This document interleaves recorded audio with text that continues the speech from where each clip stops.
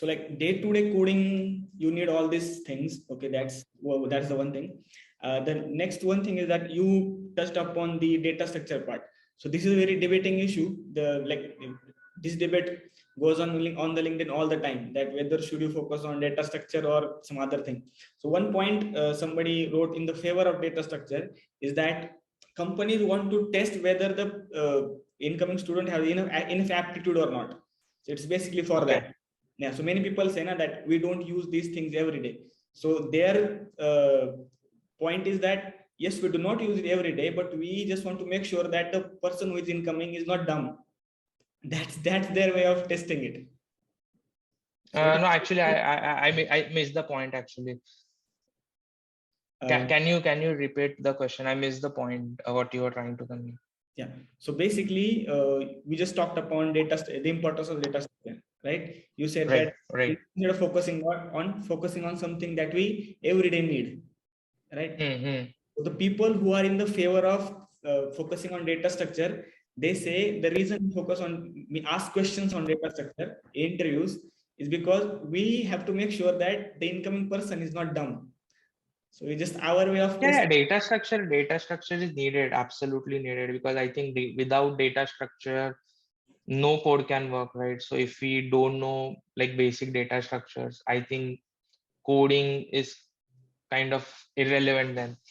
So data structure is absolutely necessary. Algorithms are necessary, right?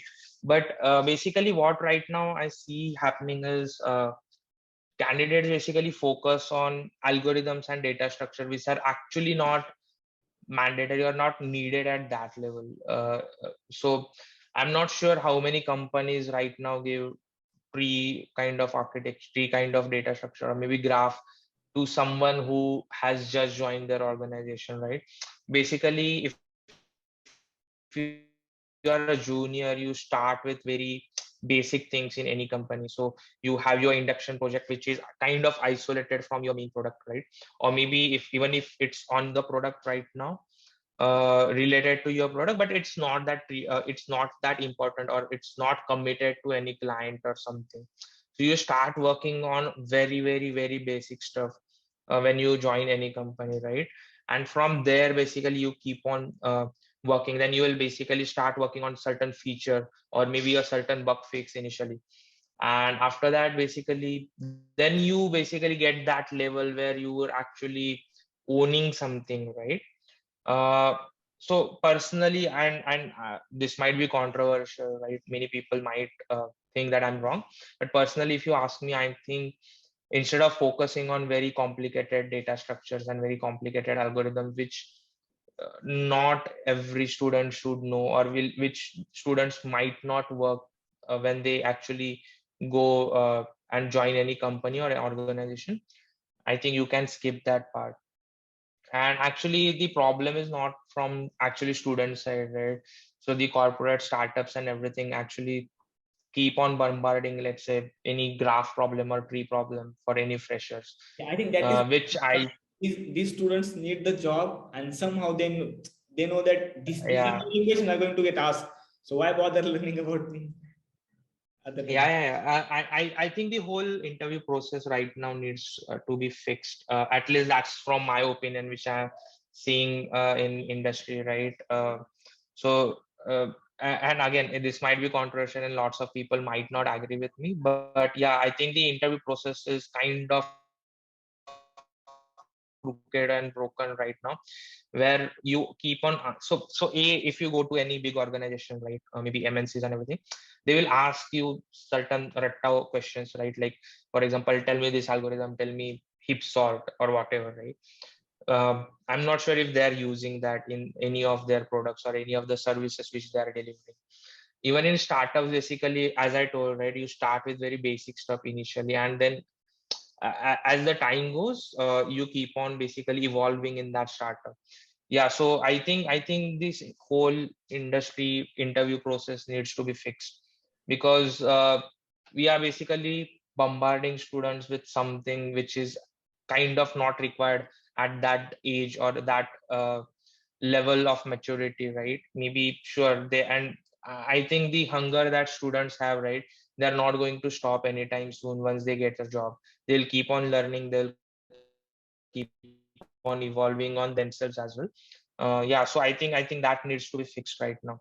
So if you ask me, right, and if I'm taking an interview, I generally don't ask any theoretical questions. For example, tell me heap sort or tell me merge sort or those kind of things, right? Or even data structures, I am not that into, because I think those are the things which get covered in your coding test or maybe first round, initial rounds, right? So the thing which I am interested is knowing, like, are you able to think out of the box, right? For example, let's say if I'm using WhatsApp right now, right? Maybe I will give them like, okay, let's do one thing. We'll start building WhatsApp on our own. So if that problem I'm giving to you, right? Okay, let's say, okay, let's build WhatsApp. So let's say if you are a CTO or you are the sole developer who is building WhatsApp, how will you start, right? So what I'm interested is, given a problem which is not in their comfort zone, right? Because if I ask you any sort, any search algorithms or anything else, right, you might have been basically interviewed on those at, let's say, multiple companies, right? Or maybe you might have studied it on Geeks for Geeks or something like that. So if I ask you or throw a question at you, which is kind of outside your comfort zone, what is your reaction? I'm not expecting a right answer or maybe right architecture, right coding technologies, whatever. All I'm interested or I'm checking is, if thrown a question or thrown a problem at you, which is out of your comfort zone, how do you react, right? How do you basically start thinking about those problems? Are you able to come up with, let's say, solution? And that solution might not be correct or accurate, but are you able to at least come up with any solution? And let's say if I keep on basically giving you more and more problems on that solution, are you able to find multiple solution on that? Let's say, for example, if you give me a solution, I'll contradict that, like, if you do it with this way, this might be the few issues that you will face. So is he thinking in that direction, or was that thought in his head? Or maybe if that is the problem, he able to find another solution? And how much do I have to push him to get actually near correct solution, right? Or near correct answer? So that's what I keep on looking. So basically, if you ask me, what I'm actually judging is, if he's a fresher, I'm judging is how much do I have to mentor that person, right? For example, if he's a fresher and let's say if I have to mentor him for 2 or 3 months, right? So I won't be mentoring him, only mentoring. I'll be giving him problems, right? But for 2 3 months, if he's not able to work at his maximum capacity, right, 100%, whatever he is able to, right? Then basically it's a additional charge for me, right? Additional cost for me, because I have to then deploy my best developers who can actually solve my revenue problems or business problems. I have to deploy them to mentor these people, right? So the shorter the period, the more he's likely to get a offer letter, right? So let's say if someone, I'm questioning, if he can actually learn and basically start working within a month, great, he will get offer letter that day.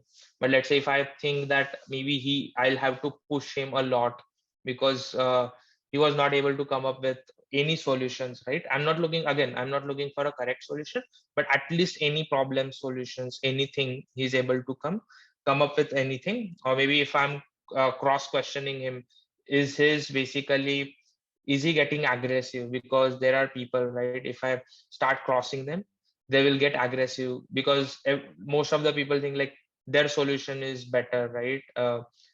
So basically that's again a red flag. So with this kind of interview, basically, a, you check your technical skills.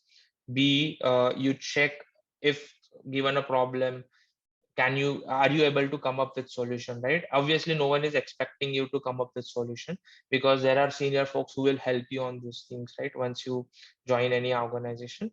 But you should not be only dependent on seniors. You should basically do your groundwork.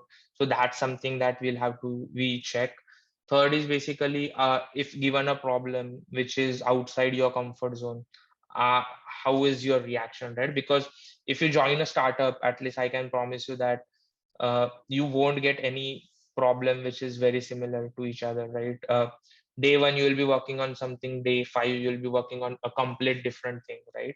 So the problem statement, so there is no time to get into a comfort zone, uh, right? So are you able to sustain that? What is your reaction to that, right?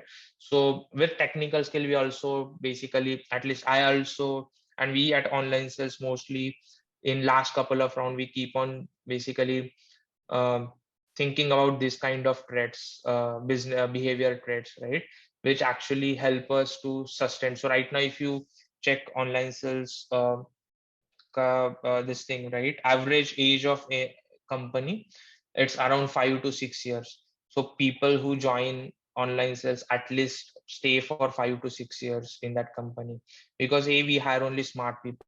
We basically do our groundwork and make sure that this kind of things are already in place. B, once you basically start working with very smart people, right, it's kind of addiction. Basically you need to basically get more and more smarter problems to work upon. Yeah, so that's something basically makes a great team, Yeah. and that's something I think colleges can start focusing on.